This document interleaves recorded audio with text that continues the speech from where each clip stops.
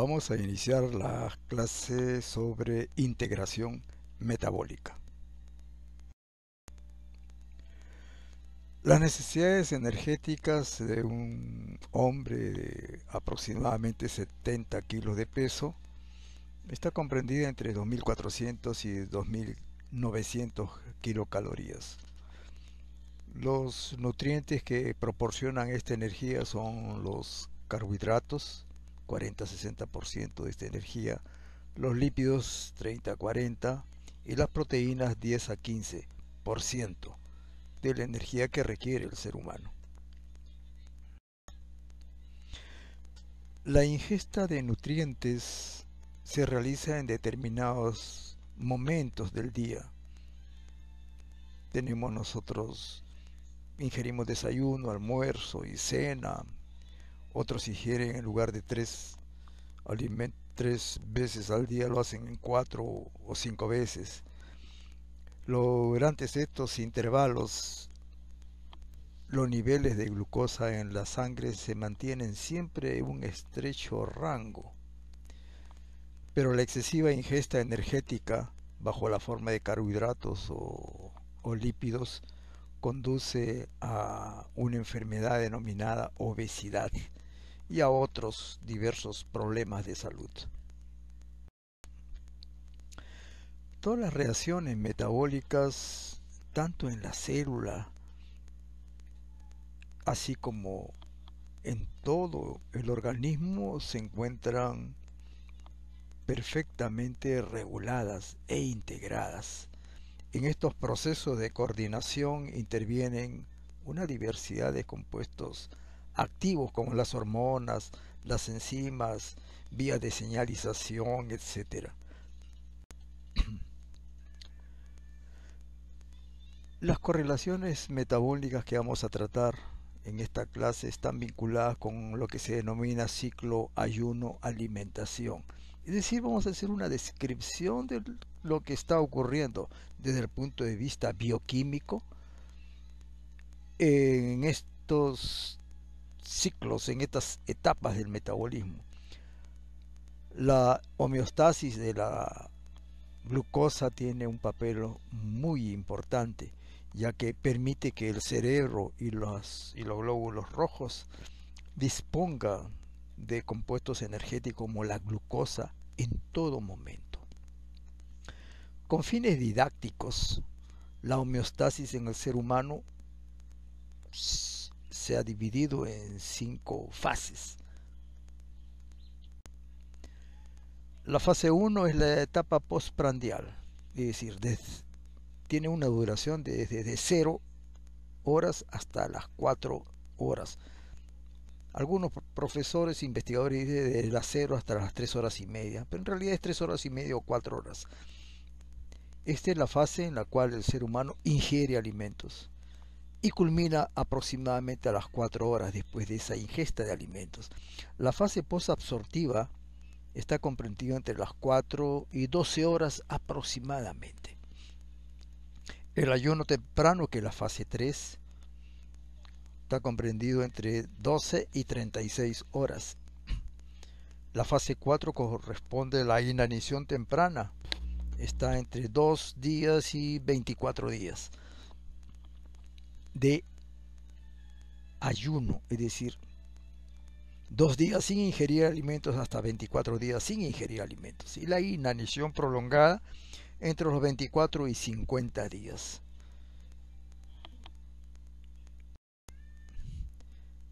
Aquí tenemos un cuadro en que se muestra la pérdida diaria al finalizar el periodo, expresado como kilocalorías.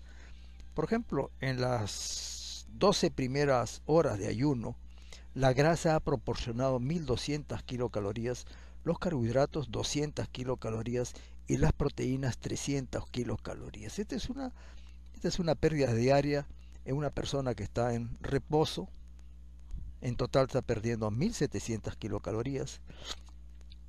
Si no ingiere alimentos, a los 8 días la grasa está proporcionando 1.400 kilocalorías.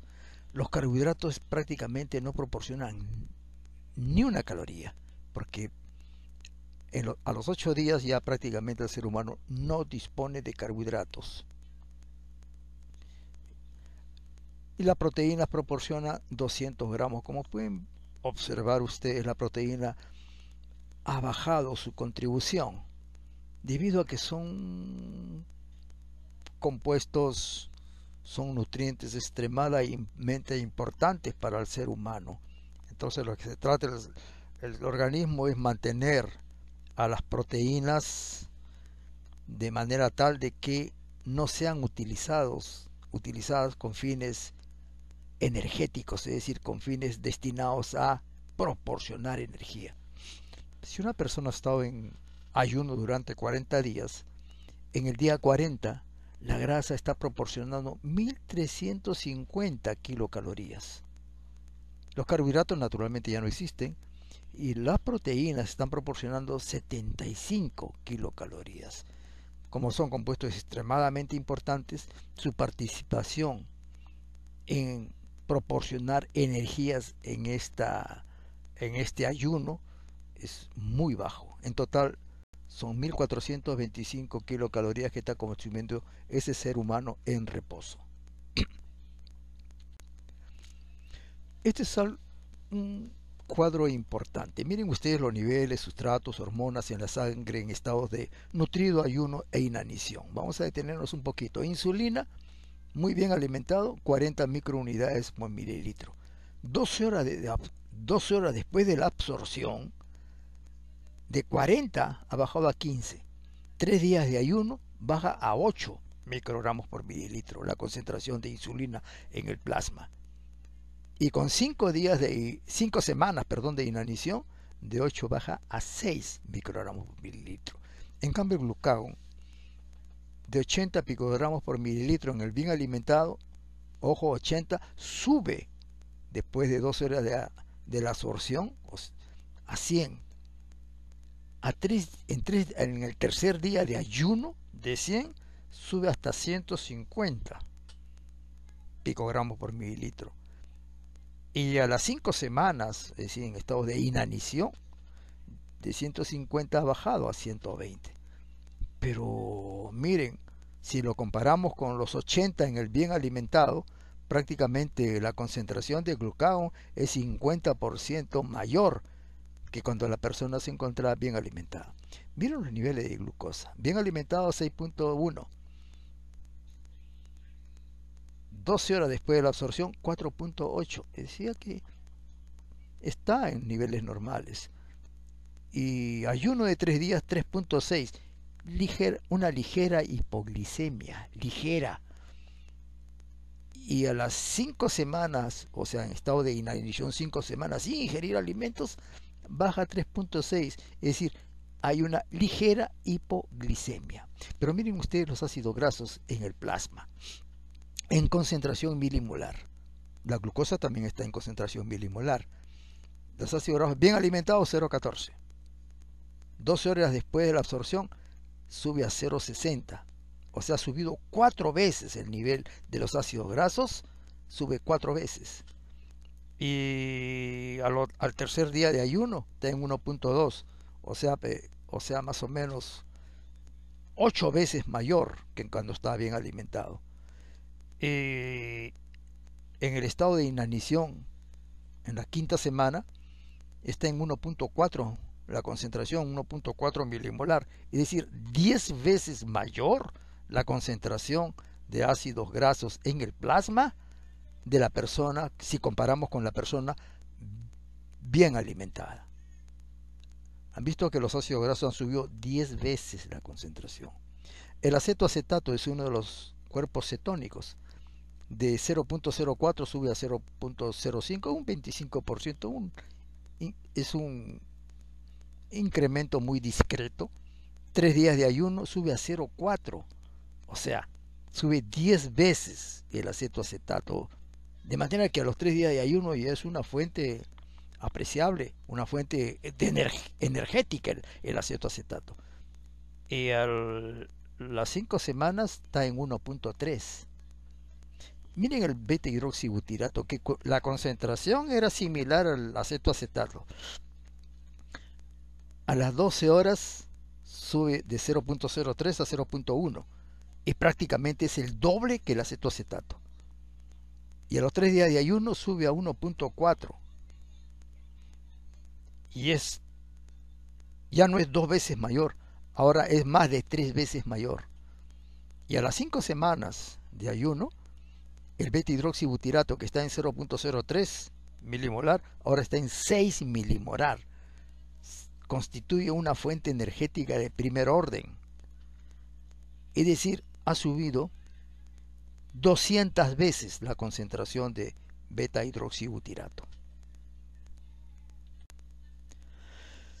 Los diversos órganos en el ser humano tienen diferentes requerimientos energéticos, y esos requerimientos energéticos, debido a que cada tejido posee un patrón metabólico diferente, y esa diferencia en el patrón metabólico se debe a la función que cumple ese órgano. La sangre es la que se encarga de transportar los nutrientes de un órgano a otro. Esa integración metabólica debe realizarse en diversas condiciones fisiológicas y patológicas. ¿Está correcto? En condiciones tales en las cuales uno varía la dieta, varía la actividad física, estado de estrés, se encuentra en un estado febril, etc.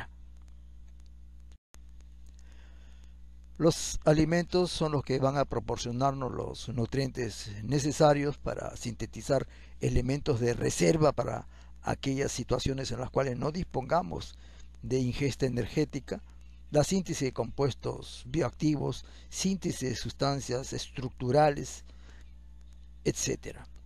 Es cuando la ingesta de alimentos es más elevada de la que uno requiere, eso nos puede conducir a diversas patologías. Por eso el ser humano tiene, el organismo tiene la capacidad de guardar esa energía bajo la forma de ATP, pero no lo almacena, lo captura, pero no lo almacena. Por ejemplo, un ser humano de 70 kilos de peso, en 24 horas se sintetiza 70 kilogramos de ATP. Pero si nosotros determinamos el contenido de ATP en el ser humano en un determinado momento del día, la cantidad de ATP que existe en ese momento es solamente 250 gramos de ATP. Pero decir que se sintetiza una cantidad de ATP similar a su peso, eso significa entonces que el ATP es un compuesto que se está sintetizando, pero se está utilizando al mismo tiempo. Se sintetiza y se utiliza, se sintetiza y se utiliza, por cuyo motivo en un determinado momento del día solamente vamos a encontrar 250 gramos. El resto se ha utilizado, o sea, se está sintetizando y utilizando, se está sintetizando y utilizando, no se almacena, no existe almacenamiento de ATP. En este proceso de integración metabólica intervienen muchos tejidos, el intestino, el hígado, el páncreas, tejido muscular, tejido adiposo, etc. En cualquier momento del día, los procesos metabólicos se encuentran en estado estable, o sea, estado estacionario, lo cual significa que la velocidad con la que se forman los diversos metabolitos es igual a la velocidad con que estos metabolitos se utilizan. Es decir, todos estos procesos metabólicos se encuentran perfectamente regulados. En este proceso, las diversas vías metabólicas, llámese glucólisis, ciclo de Krebs, síntesis de glucógeno, etc., funcionan a diversa intensidad. Eso va a depender del momento en que ingeramos alimentos y de los momentos en los que nos encontramos en ayuno, que puede ser 5 horas, 8, 10, 12, 15 o 20 horas. Existe, entre otras, naturalmente en este proceso participan muchas enzimas, pero hay una enzima que promueve una diversidad de reacciones en respuesta a estos cambios de necesidades energéticas. Esta enzima es la AMPK, o proteínquinasa estimulada por AMP. Es lo que se llama la enzima regulador metabólico maestro. También le llama la enzima maestra. Es una enzima cuya función se ha descubierto hace algunos años. Esta enzima está formada por 3 cadenas polipeptídicas denominadas cadenas alfa, beta y gamma. El AMPK es la proteína sinasa dependiente de AMP, participa en los procesos de homeostasis energética, se torna activa esta AMPK las vías metabólicas que generan ATP. En cambio, inhiben las vías metabólicas que se usan en los procesos biosintéticos, es decir, en los procesos anabólicos. La activación de esta enzima requiere 2 condiciones. 1, que sea fosforilada en su trionina número 172. Y en segundo lugar, que la relación intracelular de AMP sobre ATP se encuentre elevada. Esta enzima es fosforilada por 3 quinasas. La LKB1, que es la quinasa hepática supresora de tumores B1, la proteína quinasa beta dependiente de calcio calmodulina y el factor beta transformante del crecimiento activada por la proteína quinasa 1. Son 3 enzimas que tienen la propiedad de fosforilar a esta enzima, a la AMPK, y la tornan activa. Aún no se conoce las funciones que cumplirían cada una de estas enzimas que fosforilan. Falta mucho por investigar en este campo, que es muy importante en la homeostasis en el ser humano. La enzima se activa respecto a una disminución de la carga energética. ¿Cuánto existe disminución en carga energética? Cuando dejamos de ingerir alimentos. Se activa por fosforilación, pero aparte de tornarse activa, se manifiesta su actividad modificada alostéricamente por su interacción con AMP. Ya sabemos el significado de enzimas alostéricas. Hay una enzima de adenilato quinasa que cataliza la conversión de 2 ADP en ATP más AMP.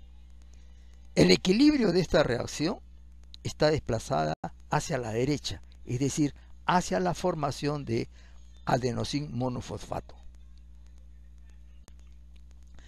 La activación de AMPK permite fosforilar una gran variedad de enzimas. En el músculo, esta enzima, ¿qué es lo que hace? Moviliza GLUT4, que es el transportador de glucosa. Promueve la oxidación de los ácidos grasos, estimula la biogénesis mitocondrial e inhibe la síntesis de proteínas. En el hígado ejerce los siguientes efectos.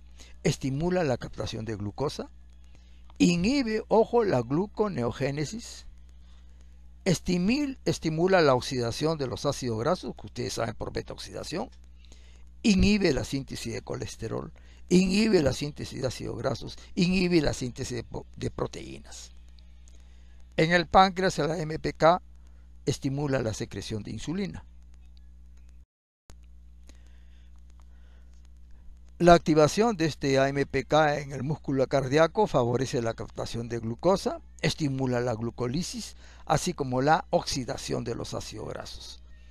En el tejido adiposo, inhibe la lipólisis, inhibe la síntesis de ácidos grasos, así como estimula la oxidación de los ácidos grasos por beta-oxidación. Ahí tienen ustedes acá un gráfico que muestra, en resumen, los efectos que ejerce el AMPK en el organismo. Tiene el efecto en el páncreas, en el hígado, tejido adiposo, corazón, músculo esquelético, etcétera, etcétera, etcétera. Vamos a ver lo que ocurre en la fase postprandial. La integración metabólica lo vamos a describir en las 5 fases que hemos mencionado anteriormente. En la fase postprandial el proceso de integración metabólica, vamos a abordarlo considerando condiciones de ingesta de nutrientes y de ayuno. Fase postprandial se caracteriza por qué se ingieren nutrientes. ¿Qué ocurre? Proceso de digestión, absorción de nutrientes, transporte de glúcidos, aminoácidos y lípidos, participación de qué tejidos, principalmente el hígado, tejido muscular, cerebro, páncreas, tejido adiposo. El hígado. ¿Qué sucede en el hígado? Como el páncreas en la fase postprandial sintetiza y libera insulina, los glúcidos en el hígado van a degradarse por la vía glucolítica, vía las pentosas, vía los ácidos urósicos, ciclo de Krebs, va a ocurrir la síntesis de glucógeno, síntesis de ácidos grasos, síntesis de triglicéridos, síntesis de lípidos complejos, síntesis de colesterol. Es decir, todos los procesos biosintéticos. Los aminoácidos participan en la síntesis de proteínas y también la síntesis de urea. Recuerden que la urea se sintetiza en todo momento, pero más aún si es que uno ha ingerido proteínas. Los ácidos grasos participan en la síntesis de triglicéridos y también en las reacciones de alargamiento y de saturación de ácidos grasos. ¿Qué sucede en el tejido adiposo?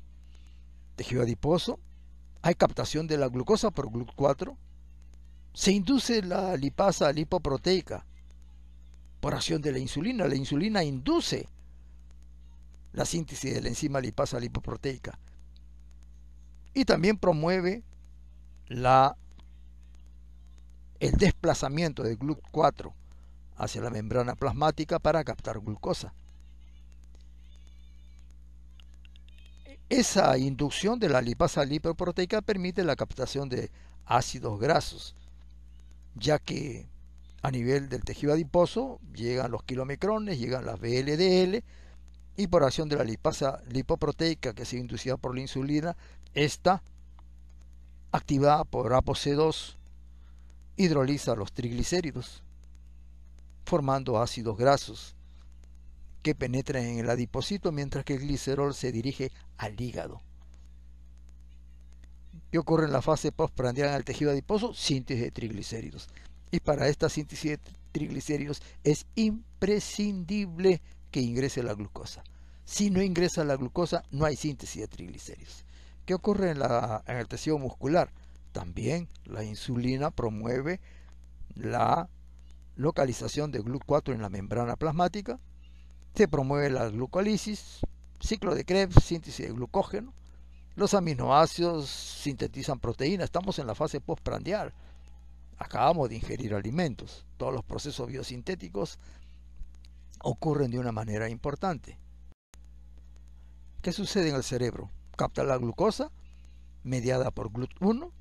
La glucosa sigue la vía glucolítica, ciclo de Krebs, para que puedan sintetizarse los neurotransmisores, tales como los aminoácidos. Es decir, la glucosa da la energía y los aminoácidos el esqueleto carbonado para sintetizar neurotransmisores. En los glóbulos rojos, ellos dependen de la glucosa como principal fuente energética, y esa glucosa sigue la vía glucolítica. Y acá tenemos un resumen de la fase postprandial: glucosa, piruvato, ciclo de Krebs, sale el succinato, el citrato, síntesis de ácido graso, triglicéridos, síntesis de colesterol, síntesis de hemo, síntesis de urea, cadena transportadora de electrones. Funcionan eficientemente las lanzaderas para regenerar, como en el lado izquierdo. NAD para que continúe funcionando la vía glucolítica. Aquí tenemos otro resumen que es similar al anterior, lo que pueden ustedes ver los procesos que hemos descrito anteriormente. ¿Qué sucede en la fase posabsortiva? Esta fase se inicia 3 a 4 horas después de haber ingerido alimentos. Aquí la glicemia se mantiene principalmente por glucogenólisis hepática y con un incremento de la gluconeogénesis. La gluconeogénesis se realiza con los aminoácidos provenientes del tejido muscular, que ha ocurrido por el flujo de nitrógeno que describimos anteriormente, y ocurre, como ya estamos en la cuarta, quinta, sexta hora que corresponde a la fase posabsortiva, ocurre una disminución de la relación insulina-glucagón, porque empieza a incrementarse los niveles de glucagón en la sangre. Aquí tenemos un resumen de lo que constituye así los efectos de la insulina y el glucagón en la fase posabsortiva. En el lado izquierdo, la insulina, cuando se ingieren alimentos, es decir, cuando la glucosa sanguínea elevada, que dice el lado izquierdo, por acción de la insulina disminuye la glucosa sanguínea, ya que moviliza GLUT4 en tejido muscular y en tejido adiposo, mientras que en el hígado induce la síntesis de enzimas que son claves en la glucólisis para que este proceso ocurra con mayor intensidad. Y en el lado derecho, en la parte superior, dice glucosa sanguínea baja, en la que el glucagón eleva los niveles de glucosa por gluconeogénesis. ¿Estamos bien? Glucosa que va a dirigirse al tejido adiposo, músculo y otros tejidos. En esta fase posabsortiva hay una discreta liberación de ácidos grasos del tejido adiposo, estimulación del sistema de nilato ciclasa por el glucagón, bajos niveles de fructosa 6-fosfato, disminuyen los niveles de fructosa 2,6-bifosfato, por cuyo motivo se produce inactivación de la fosfofructoquinasa 1, reducida actividad de la vía lactosa porque no está ingresando glucosa y disminuida síntesis de ácidos grasos. Aquí tenemos la fase posabsortiva, la que pueden ustedes ver en este gráfico lo que hemos descrito anteriormente. Ayuno temprano. A las 16 horas de ayuno, la gluconeogénesis y la glucogenólisis contribuyen cada uno con 50% para mantener la glicemia.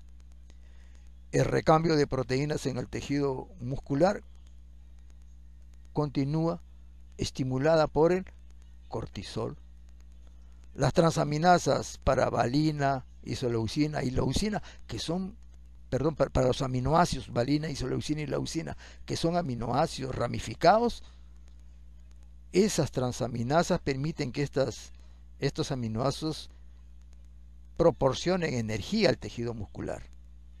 Así como alanina aminotransferasas forman alanina en el caso de esa alanina que ulteriormente se va a dirigir al hígado para, por gluconeogénesis, formar glucosa.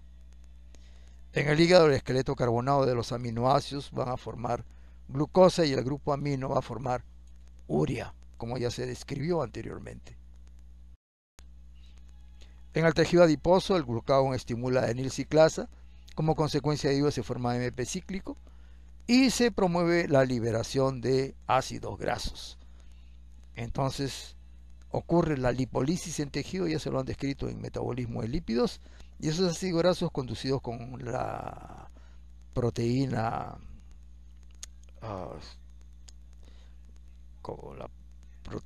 se van al hígado con la albúmina para que esos ácidos grasos puedan servir como fuente de energía para el hígado, ya que el hígado no utiliza glucosa como fuente de energía. El corazón, tejido muscular e hígado captan los ácidos grasos. El corazón con mayor eficiencia capta ácidos grasos para utilizarlos como fuente de energía. Los ácidos grasos son degradados en estos tejidos por beta-oxidación. En el hígado, la oxidación de ácido graso forma acetil-CoA, el que ulteriormente forma cuerpos cetónicos. Los cuerpos cetónicos no los usa el hígado porque carece de las enzimas. Estos cuerpos cetónicos son utilizados por el corazón y tejido muscular. Inanición temprana. La inanición temprana son los procesos que ocurren entre el día 2 y día 24, aquí va a suceder lo siguiente. El cerebro, algunos autores dicen a los 3 días, otros dicen a los 5 días, este órgano empieza a utilizar cuerpos cetónicos como fuente de energía. Preferencialmente utiliza glucosa y también naturalmente cuerpos cetónicos.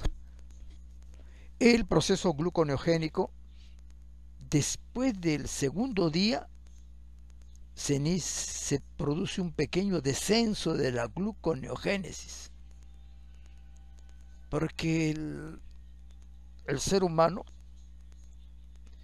trata en lo posible de utilizar menos proteínas, o sea, menos aminoácidos, menos proteínas para formar glucosa. ¿Qué está ocurriendo en estos días? Se está liberando del hígado cuerpos cetónicos. Entonces, el cerebro, tejido muscular, el corazón, utilizan cuerpos cetónicos como fuente de energía, pero principalmente utilizan glucosa. Pero al utilizar cuerpos cetónicos, ahorran glucosa.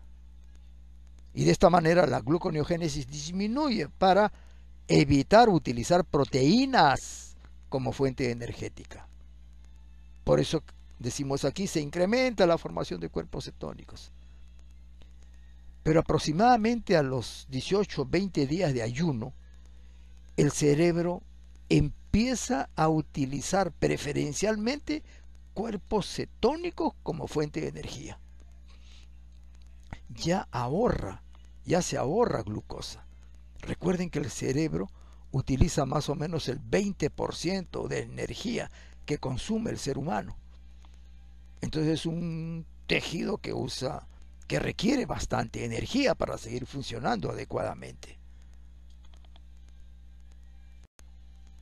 Ahí tienen ustedes un gráfico donde se muestra la fase de ayuno temprano e inanición temprana.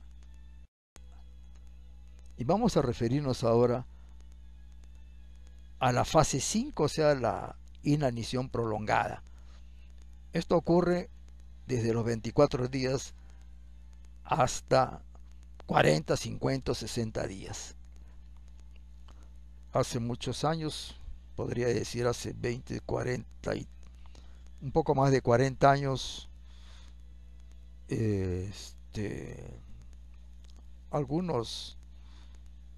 algunas personas que estaban encarceladas por problemas de índole político, no aquí en el Perú, sino en el extranjero, se sometieron a un ayuno, solamente ingerían agua.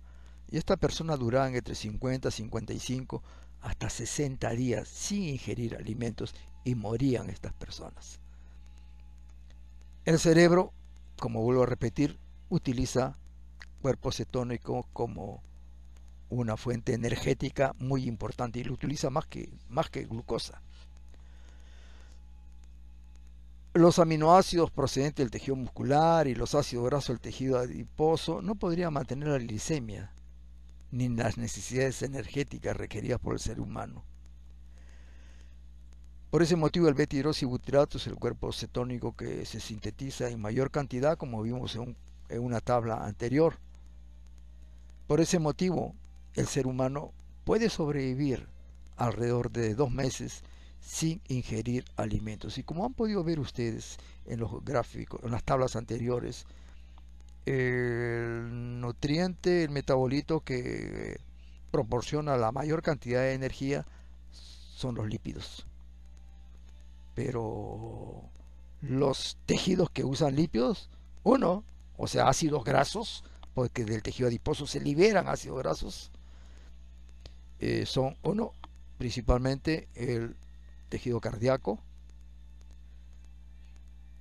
tejido muscular y el hígado. El hígado, mientras que el tejido cardíaco y el músculo utilizan ácidos grasos, por ejemplo, en un determinado momento, en el ayuno, el músculo está utilizando ácidos grasos, cuerpos cetónicos y glucosa proveniente del hígado. El tejido cardíaco está utilizando ácidos grasos, cuerpos cetónicos y glucosa proveniente del hígado. El cerebro está utilizando cuerpos cetónicos y glucosa proveniente del hígado. Y así sucesivamente. Y aquí tenemos nosotros un gráfico que nos muestra lo que hemos descrito anteriormente. Vamos a referirnos brevemente a la obesidad. ¿Qué es la obesidad? La obesidad es una patología que está estrechamente vinculada a un consumo calórico mayor que la energía requerida por el organismo para mantener adecuadamente sus funciones vitales. La alta ingesta de carbohidratos y lípidos se almacena como glucógeno en el hígado y como grasa en el tejido adiposo. En nuestra dieta, me estoy refiriendo a la dieta, a nuestros patrones alimentarios acá en el Perú, principalmente son carbohidratos. Nosotros no ingerimos muchos lípidos como ocurre en otras naciones del primer mundo. La prevalencia de sobrepeso y obesidad en el Perú se ha incrementado últimamente, es decir, hace 20 o 30 años se ha ido incrementando. Lamentablemente se ha observado en los niños que el porcentaje de niños con sobrepeso y obesidad cada vez se incrementa, cada vez la prevalencia es mayor, hay un mayor incremento. Y eso probablemente sea debido en gran parte a la ingesta de fructosa. Esta fructosa está íntimamente ligada a la obesidad. La fructosa en el hígado se usa para sintetizar triglicéridos y estos triglicéridos son transportados por las VLDL al tejido muscular y al tejido adiposo. Y principalmente en el tejido adiposo, esas VLDL que transportan los triglicéridos por la lipasa lipoproteica, esos triglicéridos son hidrolizados y los ácidos grasos con la glucosa que está ingresando al tejido adiposo van a sintetizar triglicéridos. La glucosa proporciona glicerol fosfato por la vía glucolítica y se sintetizan los triglicéridos. Esa fructosa se encuentra en las bebidas, diversas bebidas gaseosas, conservas, en los dulces, etc. Debido a que la fructosa es un azúcar que se obtiene en la hidrólisis de la harina de maíz, entonces el precio de la fructosa es menor que del precio de la sacarosa, el azúcar de caña. Por ese motivo, siendo menor y tiene mejores propiedades físico-químicas con las que se permite elaborar alimentos, procesar alimentos, entonces es utilizado como una, digamos, como una fuente edulcorante por una diversidad de alimentos procesados. El metabolismo de la fructosa utiliza en el hígado, utiliza ATP.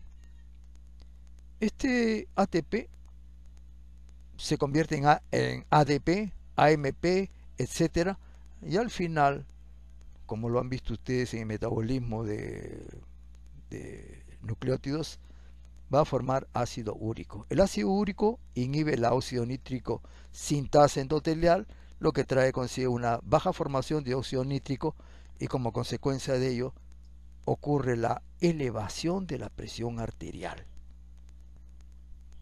La fructosa se metaboliza casi exclusivamente en el hígado y no, como ya describimos en el capítulo de carbohidratos, no es controlada por la fosfofructoquinasa 1. Esta fructosa eleva la formación de piruvato al finalizar la vía glucolítica, se incrementa la actividad del ciclo de Krebs y constituye una elevada fuente de electrones que daña la cadena transportadora, porque esta fuente de electrones que se proporciona a esta cadena transportadora forma radicales libres, y esos radicales libres dañan las mitocondrias también. Aquí tenemos un gráfico que nos muestra lo que hemos descrito. ¿Qué es la diabetes mellitus? La diabetes mellitus, hay dos tipos de diabetes mellitus. La tipo 1, que es insulino dependiente, y la tipo 2, que es una enfermedad que más que todo está vinculada con un proceso que se denomina resistencia a la insulina. Y esta tipo 2 lo padece un poco más del 90%, y un menor porcentaje lo padece pacientes con diabetes tipo 1. Esta diabetes tipo 2 está vinculada con la herencia y con los estilos de vida. Las personas hipertensas y obesas son las de mayor riesgo para padecer esta enfermedad. En los obesos, los niveles de ácidos grasos en el plasma es elevado porque llega un momento en que una persona ingiere, no es porque ingiera muchas grasas, sino, aparte de la grasa, por supuesto, sino muchos carbohidratos. Bajo la forma de pan, bajo la forma de arroz, bajo la forma de bebidas gaseosas, bajo la forma de dulces, etcétera. Sintetiza ácidos grasos. ¿Dónde ocurre la mayor síntesis de ácidos grasos en el organismo? En el hígado. Y son transportadas por las VLDL al tejido adiposo. Pues llega un momento en la que al tejido adiposo le está llegando triglicéridos conducidos por las VLDL, y estos triglicéridos son hidrolizados por la lipasa lipoproteica, pero llega un momento en la que ya no ingresan ácidos grasos al adipocito, sino que se regresan, vuelven, o se dirigen mejor, no regresan, se dirigen al hígado, transportadas con la albúmina. Entonces, esos ácidos grasos libres se elevan en el plasma. Y esta enfermedad está estrechamente vinculada a la inflamación. Y ahora ha aparecido un nuevo concepto que está ligado, más que todo ligado, a la infección. Y eso está vinculado con la naturaleza de los microorganismos que tenemos en el tracto intestinal. Porque esos microorganismos son los que en cierto modo van a dirigir, digamos, nuestros procesos de integración metabólica. Van a participar.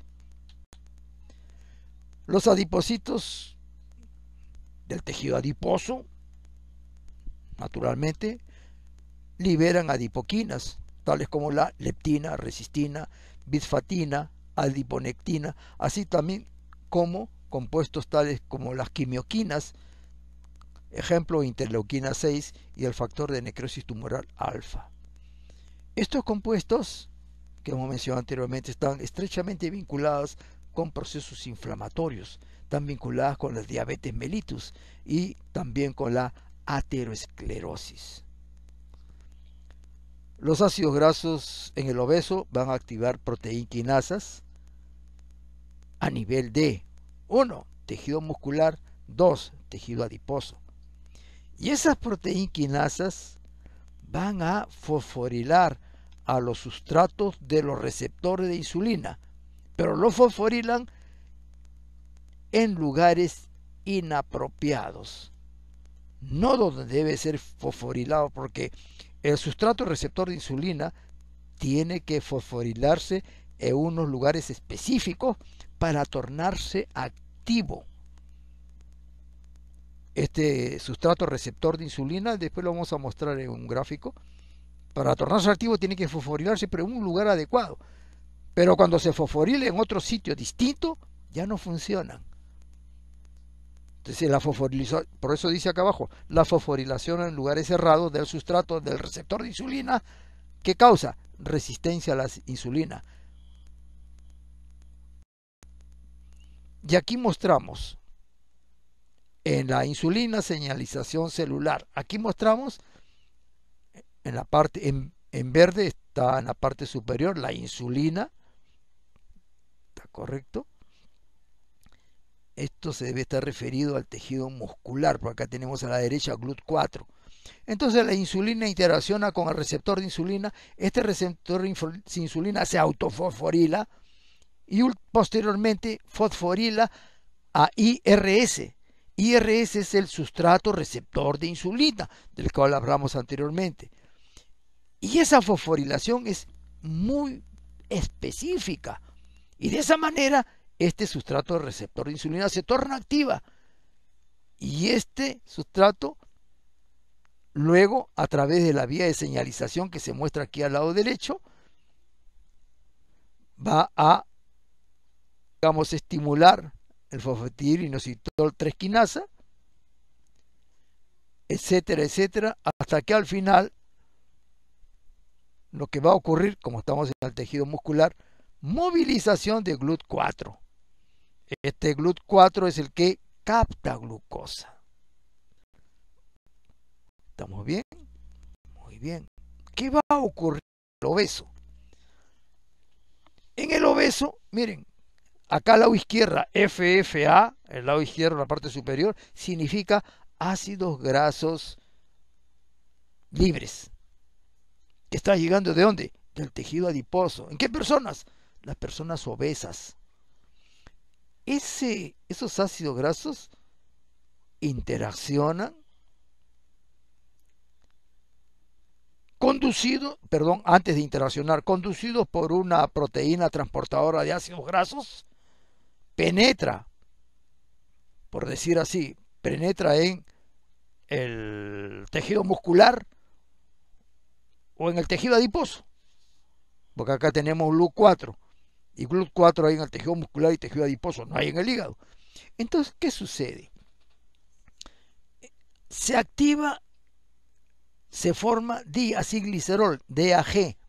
Ese diacilglicerol activa la proteína quinasa C, la JNK, que es un factor de transcripción, y la I-kappa quinasa beta. Y estos fosforilan, 1, al receptor de insulina, 2, al sustrato receptor de insulina 1, pero lo fosforilan en lugares inapropiados, entonces dejan de funcionar, por cuyo motivo, cuando la insulina, que está en la parte superior, interacciona con el receptor, ya no hay respuesta. Entonces decimos, ¿qué ha ocurrido? Resistencia a la insulina. Ese paciente diabético tiene altas concentraciones de insulina, pero esa alta concentración de insulina no ejerce el efecto deseado.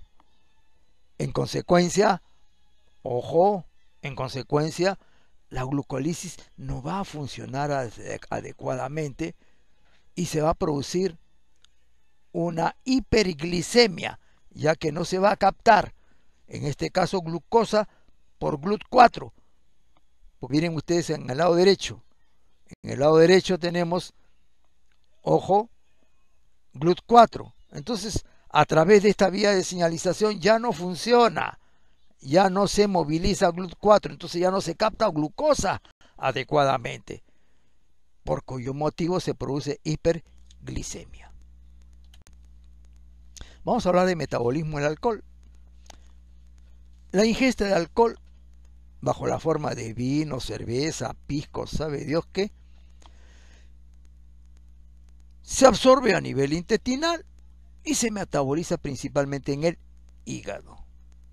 La ingesta de alcohol incrementa la formación de NADH a través de estas dos reacciones. Etanol más NAD con alcohol deshidrogenasa forma acetaldehído más NADH.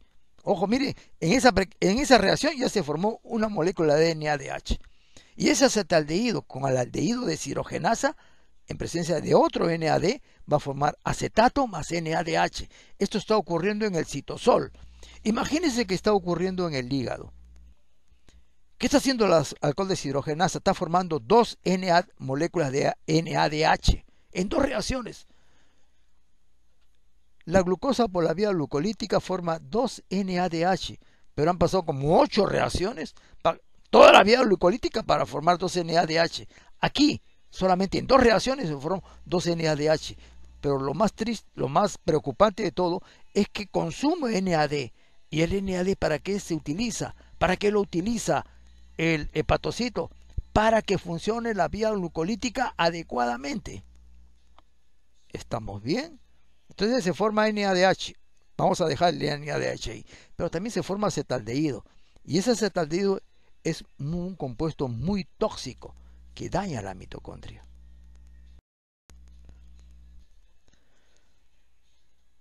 La glucosa, sabemos nosotros que se metaboliza por la vía glucolítica, genera piruvato, el piruvato por acción de la lactato deshidrogenasa y el NADH que se ha formado anteriormente, ¿qué forma? Lactato. Oye, pero en la glucosa normalmente no se forma lactato. El lactato se forma en anaerobiosis, ¿dónde? En el músculo, pero también se forma en los glóbulos rojos, muy bien. Ahora, por haber ingerido alcohol, se forma lactato. ¿Por qué? Porque hay un exceso de NADH.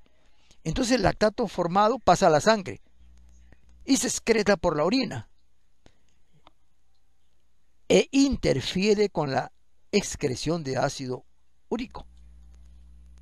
Entonces las personas que sufren de gota metabólica, eso ya lo hemos visto nosotros en la práctica sobre ácido úrico, esas personas no deben ingerir alcohol. ¿Por qué? Porque se interfiere la excreción de ácido úrico, por cuyo motivo los niveles de ácido úrico en la sangre se elevan cuando se ingiere alcohol. Ahora, como el piruvato se ha convertido en lactato, entonces muy poco piruvato va a ingresar a la mitocondria, por cuyo motivo se formará poco oxalacetato en la mitocondria. El piruvato por la piruvato carboxilasa forma oxalacetato y los acetatos por la malato deshidrogenasa forma malato. El malato sale de la mitocondria. El oxalacetato se convierte en aspartato y el aspartato sale de la mitocondria. Y se utilizan para el proceso gluconeogénico. Entonces, si hay poco piruvato, habrá poco oxalacetato, poco malato, se inhibe la gluconeogénesis. ¿Por qué motivo?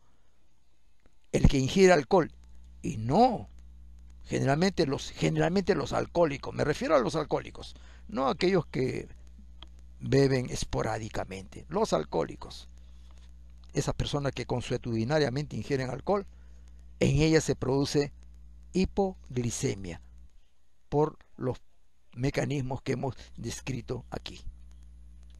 Aquí tenemos el mecanismo en los procesos de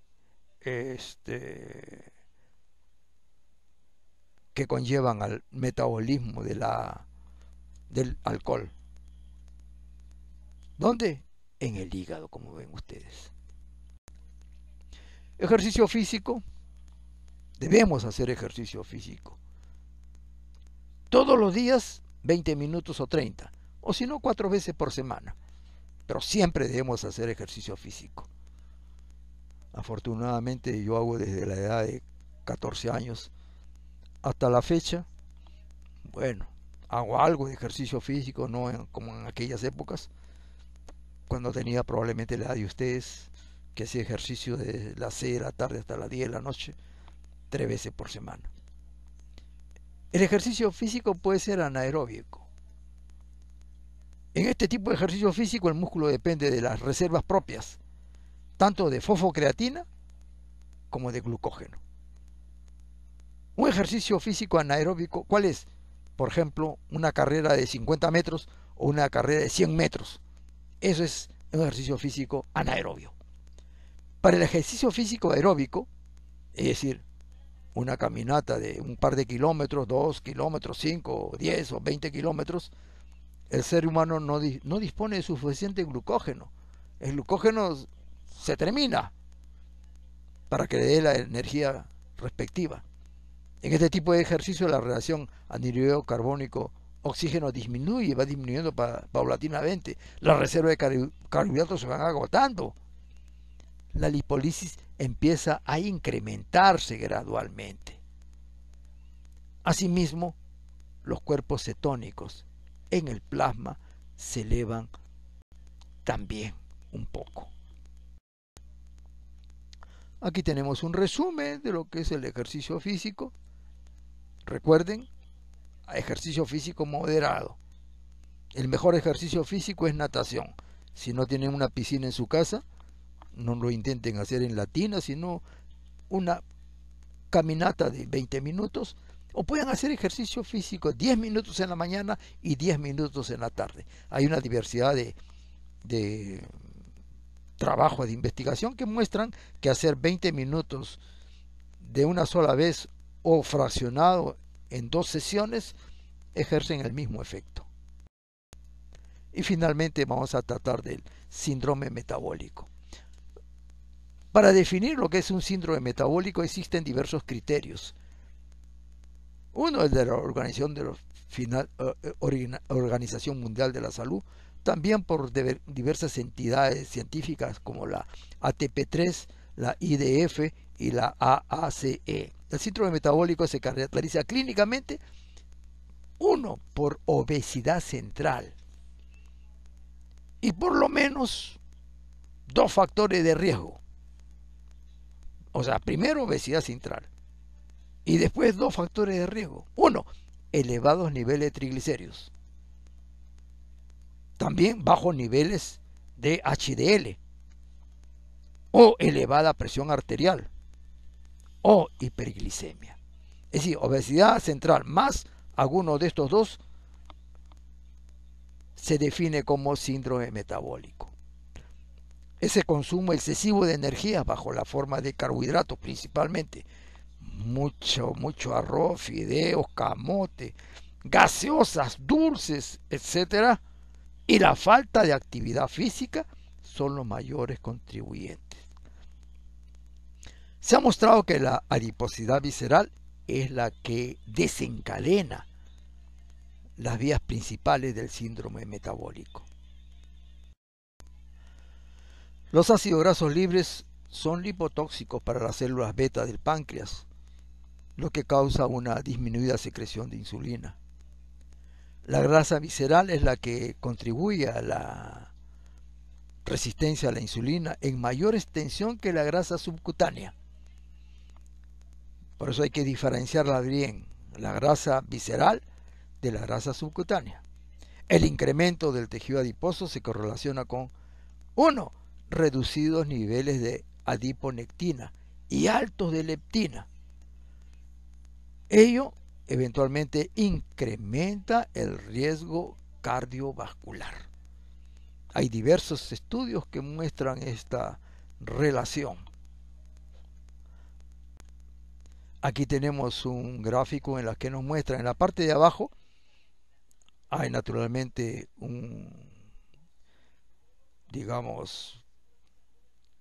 este síndrome metabólico puede ser originado por una inactividad física,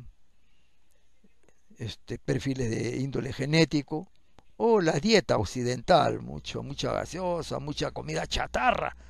Entonces ven ustedes aquí hay incrementado tejido adiposo visceral, ácidos grasos libres, que son los que desencadenan todo este proceso y que ulteriormente va a producir, entre otras enfermedades, diabetes mellitus, obesidad, hipertensión arterial, aterosclerosis, bajos niveles de HDL, elevados niveles de LDL, dislipidemias, etcétera, etcétera. Esta es una enfermedad que está constituyendo una especie de pandemia a nivel mundial. No solamente los países del primer mundo, sino los países como el nuestro. En unos trabajos que se han realizado con niños en los colegios de primaria, especialmente primaria, se está mostrando de que la prevalencia, o sea, la cantidad o el porcentaje de niños con sobrepeso y obesidad se están incrementando constantemente. Y eso conlleva, ya están viendo aquí, Primero comienza con obesidad y después eso desencadena diabetes mellitus, desencadena aterosclerosis, desencadena hipertensión arterial, dislipidemias, etcétera, etcétera, y también cáncer. Así que tratemos en lo posible de evitar que ello ocurra en nuestra población y hagamos una especie de cruzada para impedir que nuestros niños padezcan de esta enfermedad, que cuando lleguen a los adultos van a constituir una carga muy pesada para el Estado. Muy agradecido por la atención que han prestado. Y aquí un físico, el más, digamos, famoso de los físicos durante la historia de la humanidad, Albert Einstein, que dice: cada día sabemos más y entendemos menos. Cuanto más sabemos, significa que más nos profundizamos y vamos a observar de que entendemos menos. Cada uno de los tópicos que hemos dictado aquí, ejemplo, AMPK, podemos desarrollar un curso con AMPK, y sobre AMPK se conoce mucho en la actualidad, y entender, es decir, se sabe más, pero vamos a ver que vamos a percibir que vamos a entender menos. Recuerden que les dije que el AMPK es fosforilado por 3 sistemas, pero no sabemos, no se sabe cuál es la función de cada sistema y en qué condiciones cada uno de esos sistemas va a fosforilar AMPK y qué va a producirse en determinados órganos en la que esos sistemas actúan con mayor intensidad que otros. Hay mucho por investigar, mucho por aprender. Muchas gracias por todo.